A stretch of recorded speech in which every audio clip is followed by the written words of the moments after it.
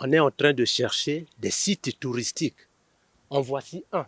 En voici un site. C'est créé par quoi? Par l'érosion, l'eau de pluie. Mais qui transforme ce site en site touristique. Nous sommes déçus. Nous sommes correctement déçus. Mais malheureusement, c'est déjà fait. On ne dort pas la nuit. Si la pluie tombe comme ça, on ne dort pas. On est debout. Je suis veuve, j'ai des enfants. On est debout dans la parcelle. Regardez combien de maisons sont en train de partir.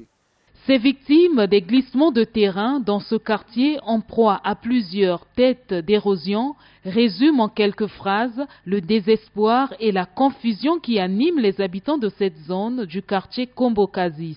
Depuis plusieurs années, la population vit un calvaire du fait des dégâts causés par les pluies, comme celle de la nuit du 28 au 29 octobre. Dès que ça avait commencé au premier temps là, on pensait qu'avec nos efforts personnels, ça pouvait marcher. Nous, qui sommes les plus concernés, et on investissait chaque fin du mois au moins 100 000 francs pour que le travail puisse avancer. Les pluies passées de l'année passée avaient créé un ravin. Maintenant, à partir du mois de mai, nous sommes entendus dans le quartier. On devait faire des petites cotisations dans le quartier, dans tout le quartier, pour essayer de barrer, pour que nous laissions passer les eaux.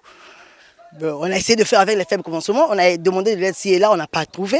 On avait fait un effort, il nous restait seulement un rangé de langrines et puis les 3 briques pour achever. Malheureusement, et quand vous allez quelque part devant là, la route est vraiment très restreinte, donc l'eau ne peut pas passer. Alors à chaque fois quand je venais, j'ai dit à mes amis du quartier, vous qui êtes dans les parages, allez-y faire un effort d'ouvrir pour que l'eau, en descendant, l'eau puisse passer. Mais puisqu'il n'y a pas d'ouverture, donc l'eau est venue, l'eau est allée jusque là-bas, et l'eau a fait un retour avec du sable. Et on ne comprend pas, il y avait des bétons vraiment armés. C'est parti. Donc vraiment, nous supplions nos autorités. Dans le quartier, nous avons les autorités qui sont restées comme ça sans faire quelque chose. Qu'ils regardent d'abord à leur population. Nous avons les députés, nous avons les gens autour de nous, nous avons les gens qui ont de cœur de parents, nous avons des orphelins dans le quartier, nous avons des veuves dans le quartier et le quartier est rempli des retraités. Vraiment, nous souhaitons la grâce, l'indulgence qui nous viennent en aide.